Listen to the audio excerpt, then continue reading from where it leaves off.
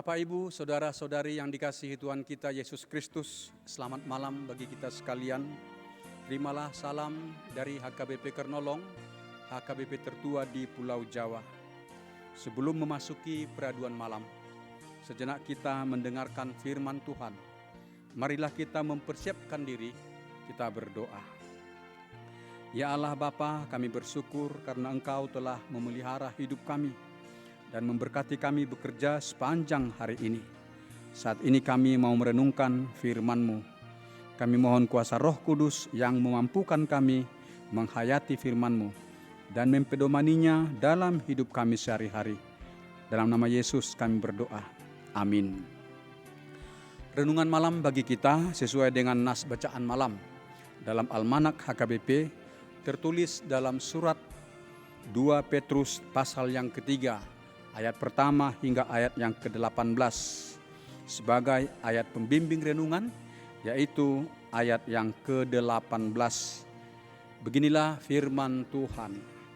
Tetapi bertumbuhlah dalam kasih karunia dan dalam pengenalan akan Tuhan dan Juru Selamat kita, Yesus Kristus. Baginyalah kemuliaan sekarang dan sampai selama-lamanya. Tema renungan kita adalah bertumbuh dalam pengenalan akan Tuhan. Sahabat renungan malam Salom, Rasul Petrus menulis surat penggembalaan untuk jemaat-jemaat yang dulunya pernah digembalakannya, yaitu jemaat-jemaat yang tersebar di wilayah Pontus, Galatia, Kapadokia, Asia Kecil, dan Bitinia.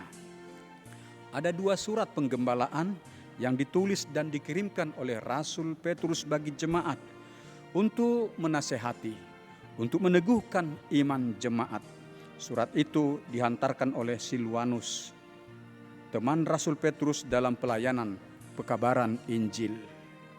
Dalam surat yang pertama, Rasul Petrus menyebutkan pergumulan-pergumulan yang dihadapi jemaat, yaitu penganiayaan dan juga permusuhan, sikap kebencian dari penguasa dan juga dari orang-orang lain di sekitar mereka yang menentang kekristenan. Dalam surat yang kedua ini, selain penderitaan dalam bentuk permusuhan dan penganiayaan yang masih sering terjadi, Rasul Petrus juga menyebutkan bahwa jemaat juga menghadapi suatu bahaya besar yang mengancam iman jemaat, yaitu guru-guru palsu yang telah masuk ke dalam jemaat, menyampaikan pengajaran yang menyesatkan iman, karena pengajaran itu sangat bertentangan dengan kebenaran firman Tuhan atau bertentangan dengan kebenaran Injil.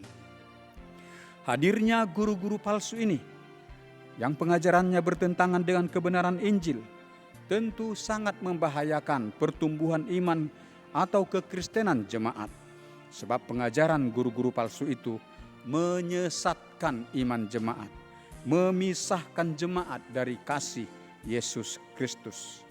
Sahabat renungan malam Salom, khususnya dalam surat pasal yang ketiga ini, Rasul Petrus berpesan, jangan pernah melupakan bahwa Juru Selamat telah menubuatkan tentang penghakiman di akhir zaman yang disebut sebagai hari Tuhan, yaitu kedatangan Yesus yang kedua kali untuk menghakimi orang yang hidup dan orang yang mati. Tuhan Yesus pernah menubuatkan bahwa semakin dekat akhir zaman itu, maka semakin banyak penyesat-penyesat yang hendak menyesatkan iman umat manusia atau iman jemaat. Maka Tuhan Yesus mengingatkan jemaatnya, waspadalah, supaya jangan ada orang yang menyesatkan kamu. Pesan itu juga haruslah kita ingat dan kita hayati. Yesus pun berkata kepada kita, waspadalah, supaya jangan ada orang yang menyesatkan kamu. Dalam surat 2 Petrus ini, penyesat itu disebut pengejek-pengejek. Sebab penyesat itu mengejek pengajaran iman atau mengejek pengajaran Injil tentang hari Tuhan atau hari kedatangan Yesus di akhir zaman. juga mengejek pengajaran-pengajaran yang bertentangan dengan penghakiman di akhir zaman itu. Para pengejek, yaitu guru-guru palsu itu, mengatakan, "Di manakah janji tentang kedatangan Tuhan itu? Mana penghakiman akhir zaman itu? Leluhur kita sudah banyak yang wafat. Dunia ini masih tetap saja begini." Siapakah pengejek-pengejek itu? Mereka adalah orang-orang yang mengaku sebagai pengajar firman Tuhan atau mengaku sebagai pekabar Injil, tetapi pengajaran mereka bertentangan dengan Injil itu. Dan hidup mereka menuruti hawa nafsu semata-mata.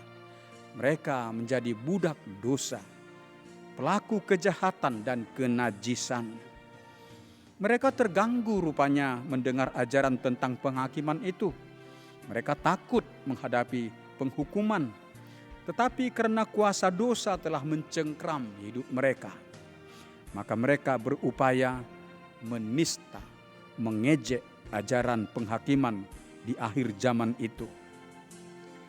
Di antara jemaat-jemaat yang masih baru menerima Injil atau baru memasuki kekristenan, mereka masih rapuh imannya, mudah terpengaruh dengan ajaran penyesat itu. Lalu jemaat yang demikian kembali menjadi budak hawa nafsu. Tahun dan abad berganti. Orang yang menista atau yang mengejek pengajaran-pengajaran firman Tuhan akan selalu tampil di dunia ini. Sebagai jemaat Tuhan Yesus, kita pun diingatkan firman ini. Jangan pernah terpengaruh terhadap nistaan atau ejekan-ejekan seperti itu. Waspadalah supaya jangan terseret ke dalam kesesatan. Kalau hingga hari ini penghakiman akhir zaman belum dilaksanakan oleh Tuhan, bukan berarti bahwa akhir zaman itu tidak terjadi lagi. Segala nubuatan firman Tuhan pasti digenapi oleh Tuhan. Penghakiman di akhir zaman akan digenapi oleh Tuhan. Orang-orang berdosa akan menerima hukuman yang kekal, tetapi orang yang setia beriman dan menaati Tuhan Yesus akan beroleh kehidupan yang kekal di sorga. Sahabat Renungan Malam Salom, oleh karena itu yang penting kita lakukan adalah setia menantikan hari Tuhan, menantikan kedatangan Yesus yang kedua kalinya. Dalam menantikan kedatangan Yesus itu, kita harus mengerjakan keselamatan kita, yaitu bangunlah iman yang teguh. Yesus pernah mengatakan, "Jika Anak Manusia itu datang, adakah iman di bumi?"